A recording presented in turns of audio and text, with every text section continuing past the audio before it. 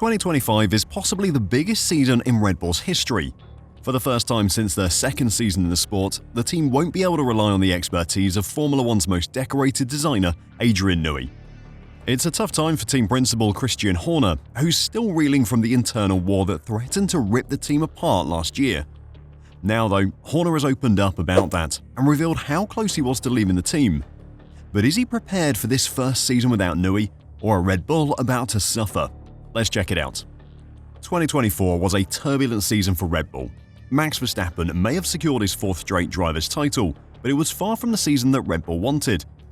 They were well off the pace in the Constructors' Championship, as Sergio Perez languished in 8th place in the Drivers' Championship, unable to handle the unstable and at times untamable RB20. The decline in Red Bull's performance was as shocking as it was unexpected.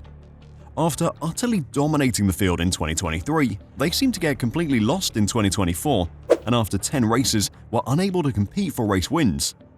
It took a Herculean effort from Verstappen in Brazil to break a 10-race winless streak and essentially end the Drivers' Championship.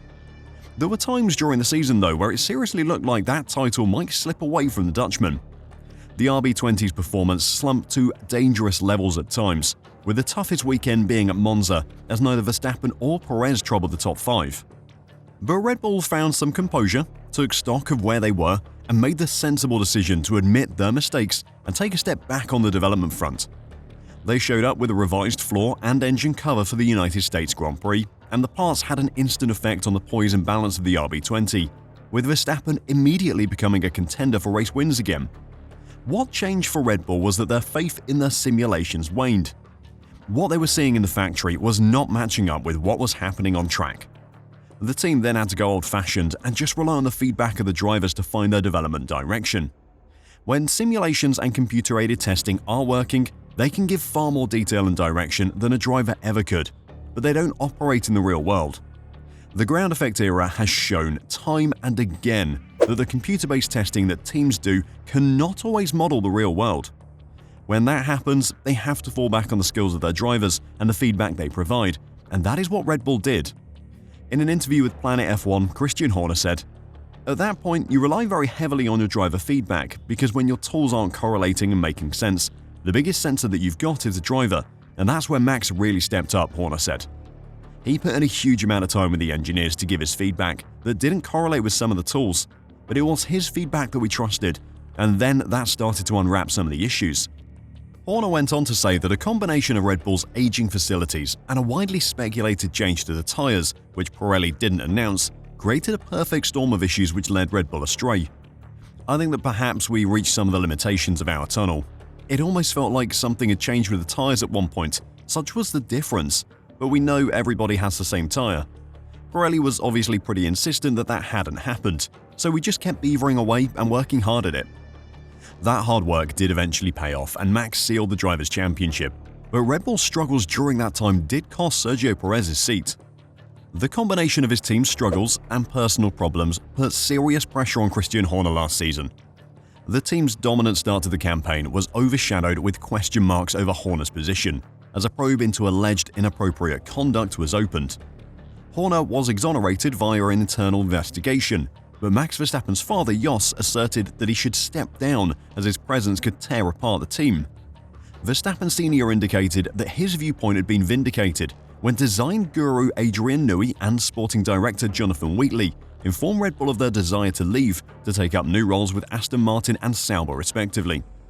Although the spotlight was on him as the competition closed on Red Bull, Horner has insisted that vacating the role he's held since 2005 was never a contemplation. "I've never ever had that thought cross my mind, to be honest with you," he underlined. There's a very exciting next chapter coming up with Red Bull powertrains. It's the biggest challenge we've taken on in the 20 years that we've been in the sport.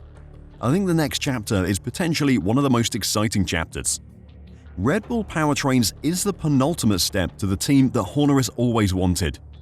Now that Red Bull are a full works outfit, the final missing piece for him is the autonomy to run Red Bull Formula One team as he sees fit, separate from the Red Bull corporate structure that almost removed him from the team for the alleged inappropriate conduct last season.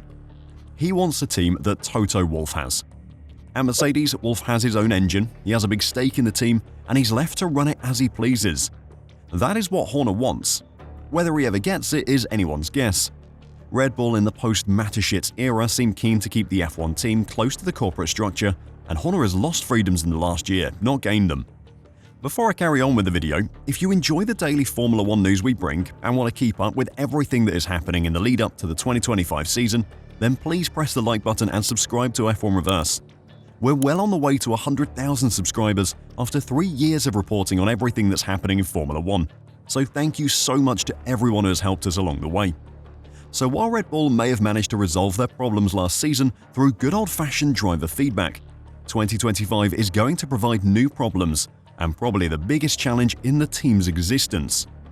For almost the entirety of the team's history, Horner has been able to manage the team safe in the knowledge that Adrian Newey was there to take care of the technical side of things and ensure the team had the best car possible. The longtime chief technical officer quit in 2024 though, bringing to an end a successful period that yielded 6 constructors' titles and 8 drivers' crowns with Sebastian Vettel and Max Verstappen. A quick look back at the history of ex-Newey teams will reveal a worrying pattern which Horner will have to be aware of. Newey's first taste of F1 came with the small Leighton House team, which had originally been named March.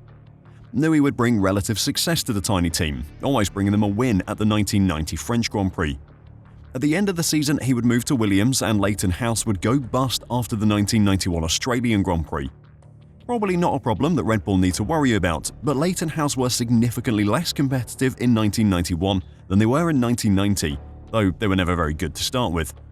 Newey's impact at Williams was pretty immediate. A slow start to 1991 prevented Nigel Mansell from winning that season's title, but by 1992, the technologically advanced FW14B crushed the opposition. Mansell won a then record 9 races in 1992 to claim his title, handing Newey his first drivers' and constructors' crowns, followed by another pair for Alain Prost and the team in 1993. Williams stayed competitive throughout Newey's tenure at the team, but once he'd gone, that competitiveness disappeared. They would occasionally challenge for championships over the following 6 seasons, but since then, they've never challenged Formula 1's elite. McLaren was Newey's next team, and his arrival had an instant impact with his first true McLaren car, the 1998 car, helping Mika Häkkinen to his first of 2 successive drivers' titles. The Ferrari super team then took a stranglehold of the sport from the year 2000 though, and kept a hold of it until Newey moved to Red Bull. After he left, McLaren won the 2008 drivers' title with Lewis Hamilton and should have won the 2007 double if a Hamilton mistake hadn't beached his car in the gravel while entering the pits at the penultimate round in China, and the terrible error of judgment that was Spygate got them disqualified from the Constructors' Championship. Since then though, McLaren failed to win a championship until 2024, and at times have struggled to find points finishes, slumping to some terrible 9th place finishes in the 2010s. Obviously, Newey is not the only reason for these changing fortunes, but do you think history could repeat itself for Red Bull?